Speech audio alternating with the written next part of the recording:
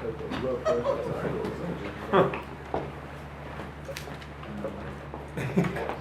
good, right? You good? All right. You're good. How you doing? Good. Everybody ready? Good. All right, questions for Coach?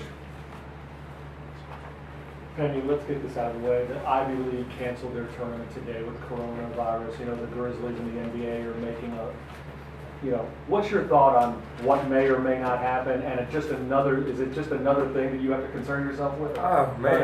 Obviously, if the country, the world is concerned with itself, but obviously the country, but man, this is getting to a point where we're having to not have games and not to have fans in the stands, then there's something going on. So there is a small concern, not major concern for us, but there is a small concern if everybody's starting to do this around the country. Do you worry that the AAC might say at the last minute, man, we're not playing? Has that even crossed your mind? No, it hasn't. It hasn't crossed my mind. So I think everything's all go for us. Hope it stays that way.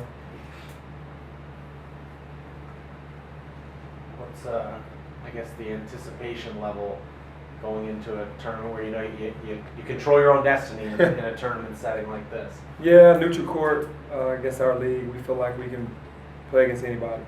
We just have to make sure that we're good in the areas that we need to be really good in. That's rebounding and protecting the ball. I mean, that's just the biggest thing. What's the reaction to Precious being the only unanimous all AAC selection? It's major. I mean, I don't know how many times there's been unanimous here in the AAC. Last year Jeremiah was unanimous. Jeremiah was too. Well, that's a good company. I mean, that says a lot. He's the only one this year.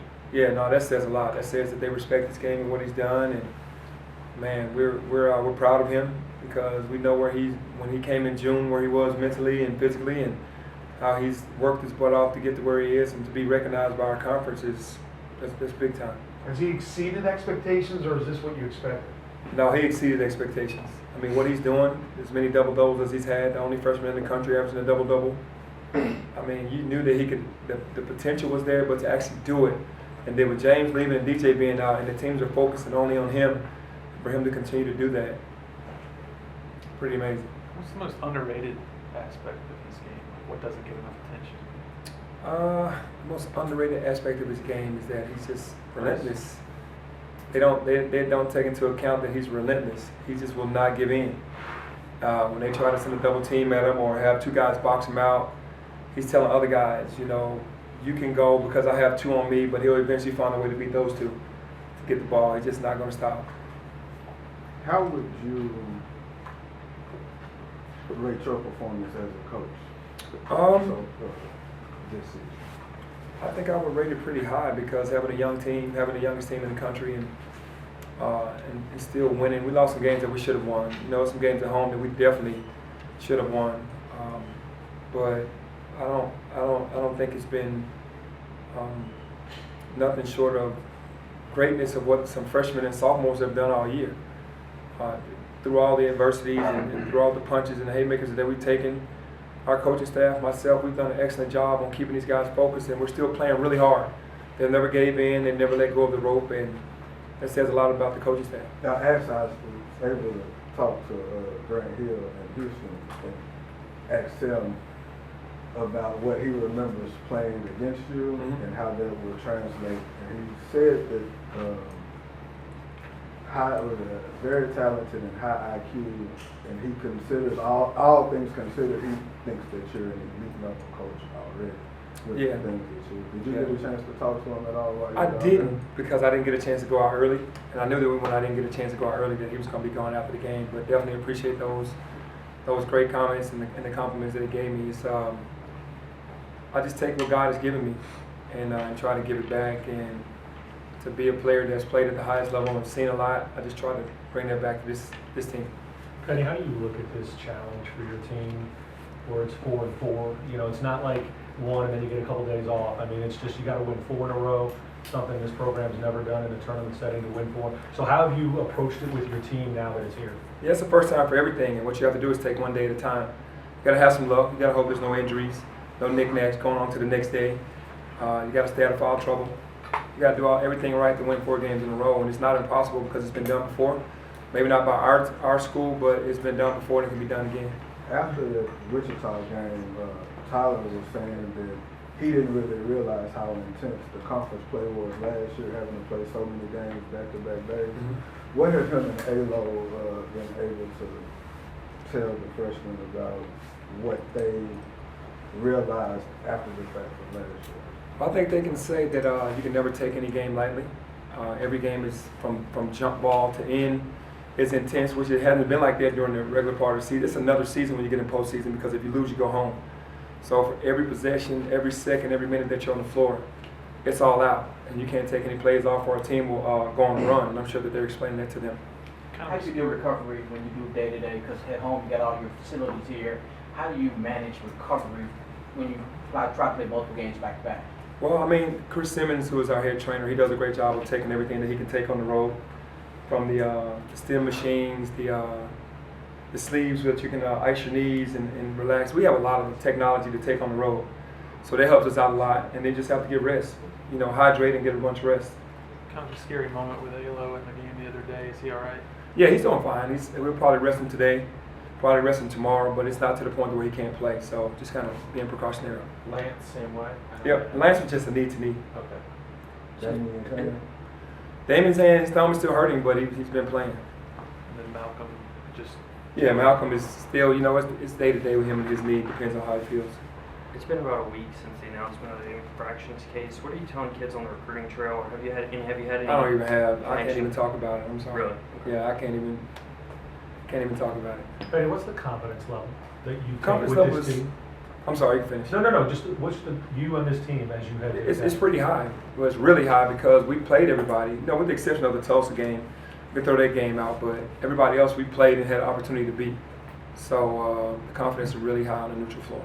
How do you limit distractions for them? Because you don't play till Thursday and it's a late game, so you be in the hotel all day long. How do you limit distractions for them, or do you have anything planned for them to do between now? I don't have anything planned. I mean, it's just they know what it's about. They know it's a business trip. Obviously, family's going to be there. Some friends are going to be there, but they know how to stay locked in. I'm sure we don't have anything special lined up for them though.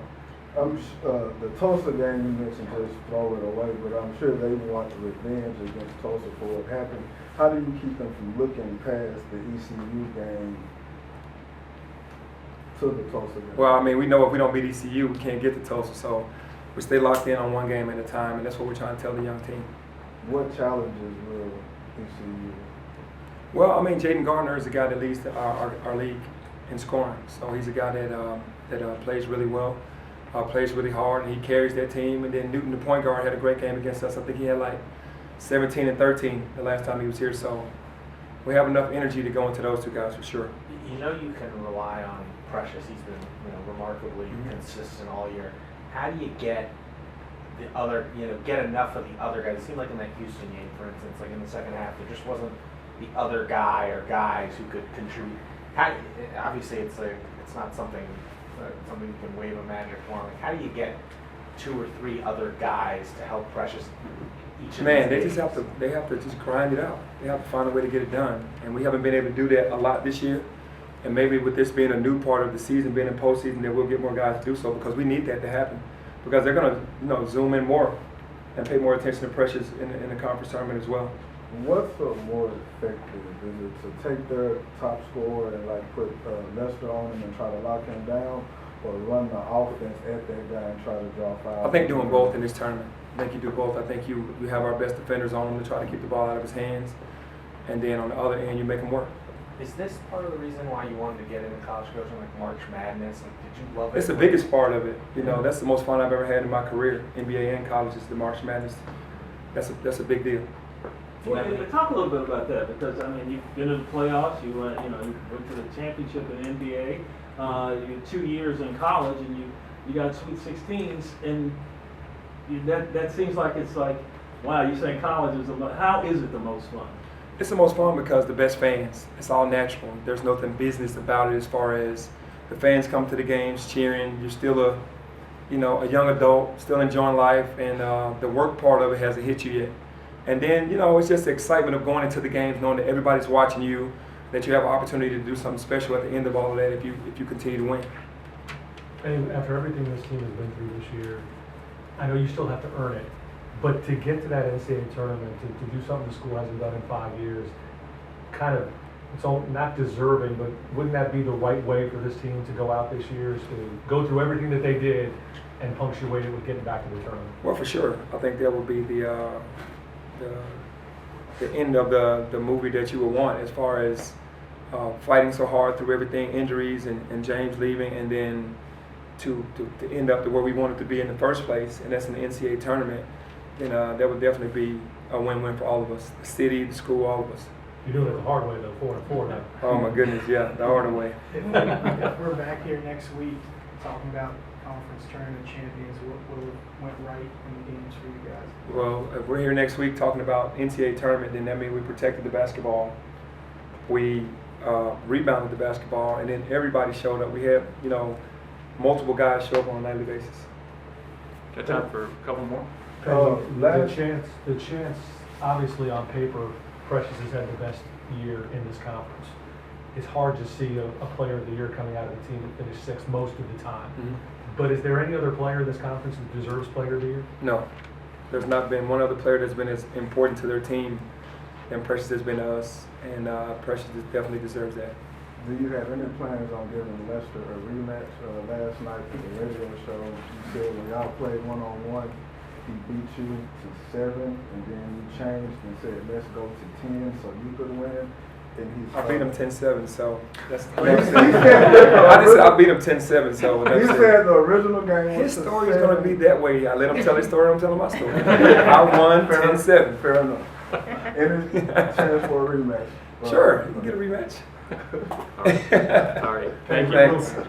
No, I was wondering, is this team loose? I mean, because the pressure is not, I know it's the pressure to make the tournament, but they're not the 1 seed. I mean, a lot of people don't expect them to win for. Is that I think maybe they a good thing understand with that this team? I think they understand that a lot of people aren't expecting them to come out of this because we're the youngest team and how we played in the conference thus far, but still loose, still understanding that use that as motivation.